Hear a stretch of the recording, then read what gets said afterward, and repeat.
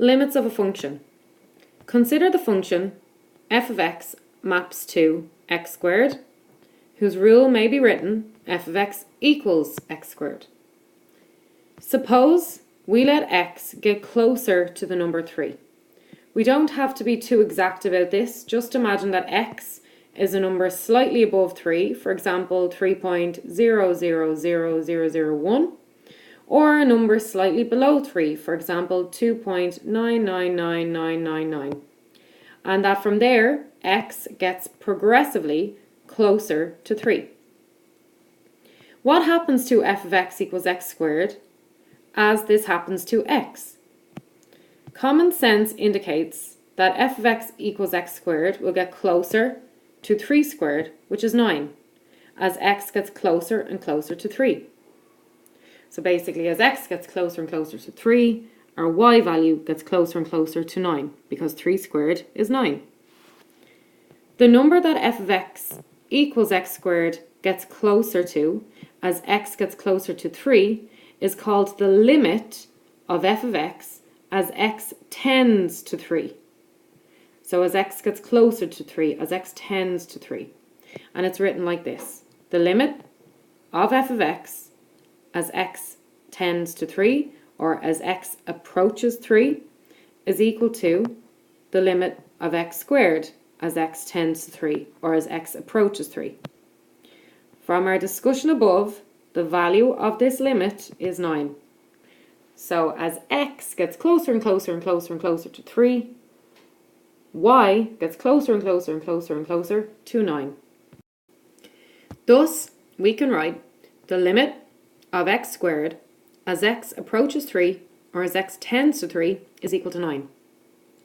In general, the symbol limit of f of x as x approaches a stands for what f of x gets closer to or approaches as x approaches a. The definition of a limit. The limit of f of x as x approaches a is equal to L. This means that L is what f of x approaches or gets close to as x approaches a, or gets close to a. There are different ways of calculating limits. We should start by using Rule 1. So Rule 1. To evaluate the limit of f of x as x approaches a, we start by evaluating f of a. So we substitute a into our function. Depending on what we obtain for f of a, for our y value, we may be able to write down the limit immediately. Some cases where this is possible are, for f of a, if k is an element of the real number set, then the limit of f of x as x approaches a is k. K over 0, where k is an element of the real number set, and k is not equal to 0, we say the limit doesn't exist. Infinity divided by k, where k is an element of the real number set, we say the limit doesn't exist.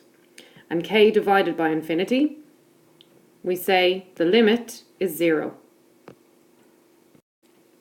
And this makes sense because whatever k is, if the denominator is getting bigger and bigger and bigger, so going towards infinity in the positive direction, the bigger the amount that you're dividing it by, the closer your answer is going to get to 0. So for example, if this was 1 over 10, well, that would give us 0.1, which is quite close to 0.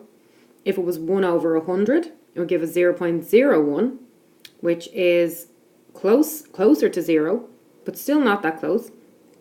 If this was k over 1,000, it'd be 0.001, which again is getting closer and closer to 0.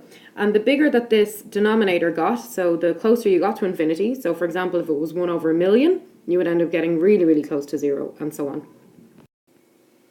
The forms k over 0, and infinity over k, as we've seen up here, are all called determinate forms, as they follow us to determine whether or not the limit exists, and if it does exist, what is it?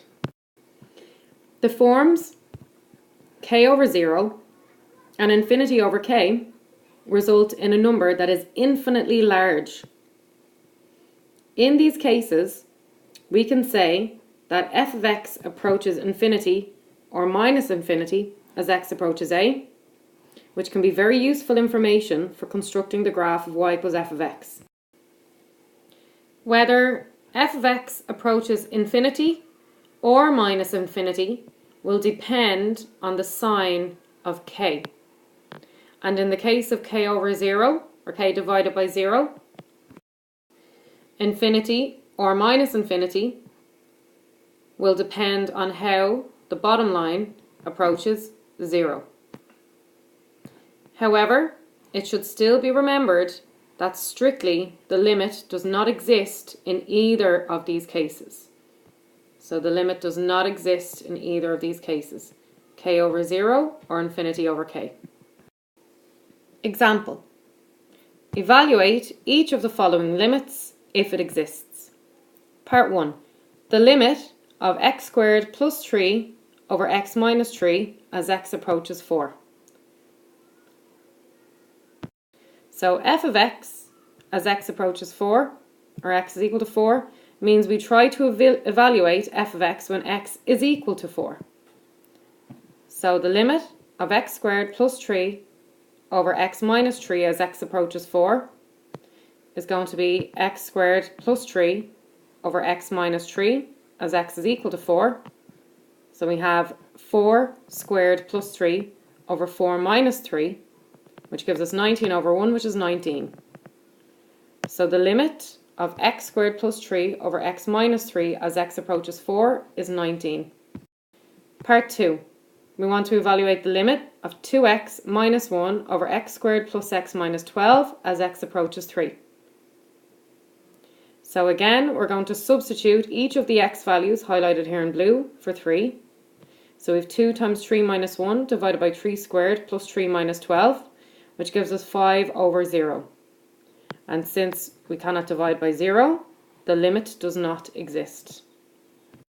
Example 2. Evaluate the limit of x squared plus x minus 6 over x squared minus x minus 2 as x approaches 2. So again, we swap each x value highlighted in blue for 2 with brackets around it. We get 2 squared plus 2 minus 6, which is 0, and 2 squared minus 2, which is 0. And since we have 0 over 0, it is indeterminate. We cannot determine if the limit exists. As this is indeterminate, we will find and cancel a common factor. So we're going to factorize the numerator. So factorizing x squared plus x minus 6, we get x minus 2 times x plus 3. And factorizing the denominator, x squared minus x minus 2, we get x minus 2 times x plus 1. We have a common factor in the numerator and the denominator, which is x minus 2, so we cancel both of those out, and we're left with x plus 3 over x plus 1. So now we're going to investigate the limit of x plus 3 over x plus 1 as x approaches 2. So we're using rule number 1 of limits. So we swap both of these x's for 2, and we end up with 5 over 3. Limits which contain surds can often be calculated by multiplying above and below by the surd conjugate. We've seen this before in complex numbers. The purpose of this is to make visible the common factor on the top and the bottom, which we can then cancel. So we want to evaluate the limit of x minus 5 all over root x 2x minus 1 minus 3 as x approaches 5. So if we were to straight away substitute 5 into our function, we would end up with 5 minus 5 divided by root 9 minus 3, which gives us 0 over 0, which again is indeterminate, which means we cannot determine if the limit exists. So what we're going to do is multiply the numerator, which is x minus 5, and the denominator, which is root 2x minus 1 minus 3, by the conjugate of the denominator. So what we do is we change this minus here in front of the 3 to a plus. So we're going to have x minus 5 multiplied by root 2x minus 1 plus 3. So we just stick brackets around them. And then we have root 2x minus 1 minus 3 multiplied by root 2x minus 1 plus 3. So root 2x minus 1 times root 2x minus 1. The roots will just cancel and we end up with 2x minus 1. That's the same thing as root a multiplied by root a just gives us a. So you just end up with what's underneath the root. And then root 2x minus 1 times plus 3 will give us 3 root 2x minus 1. And then root 2x minus 1 times minus 3 will give us minus 3 root 2x minus 1. And they will cancel. And then minus 3 times plus 3 is going to be minus 3 squared. So we have 2x, which we bring down, minus 1, minus 9 is minus 10, and our numerator stays the same. And then we can factorize the denominator, the 2x minus 10, to get 2 times x minus 5. And now we have a common factor above and below the line, x minus 5, which we cancel. So we end up with root 2x minus 1 plus 3 all over 2. And now that we've simplified as much as we can, we now swap the x for 5. So we get root 2 times 5 minus 1, which is going to be 10 minus 1, which is 9, and square root of 9 is 3, and 3 plus 3 is 6. So that's 6 over 2, which is 3. So this is just the rough work for where we multiplied out root 2x minus 1 minus 3 and root 2x minus 1 plus 3. So we crack open the first egg, we bring down the root 2x minus 1, we stick on the second egg, which is root 2x minus 1 plus 3.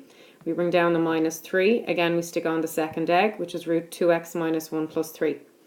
Root 2x minus 1 times root 2x minus 1 is root 2x minus 1 squared.